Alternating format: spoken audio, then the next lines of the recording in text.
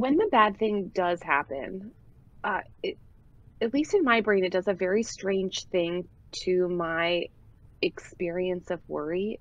You said something like worry programs us into this sort of like what if relationship, and then it feels like it cements then into a kind of if then for Mm-hmm. me. Then I'm like, then I feel like I have a predictive superpower over the Totally. whole universe.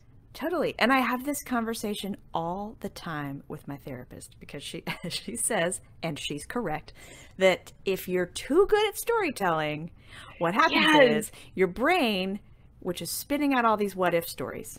What if the plane goes down? What if Yeah. there's a flood? What if?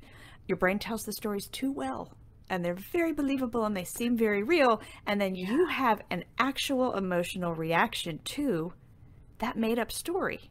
So Yeah. you go through the stress, the emotional stress, and honestly, the physical stress, like the heart beating and the sweating and everything of reacting to something that hasn't even happened. But all it takes is one time Yes. And then for it that's it. for it to be right. For it Like to be always. right, Yes, right. One exactly. time that you're like, what if there was a flood? And the next day there's a flood, and you're like, see, Yeah. I am a superhero. I can predict the future. And because I thought about it in advance, we Yeah. had sandbags ready. So this is why I now have to Yes. worry about everything constantly because I'm the only one keeping all the planes in the air.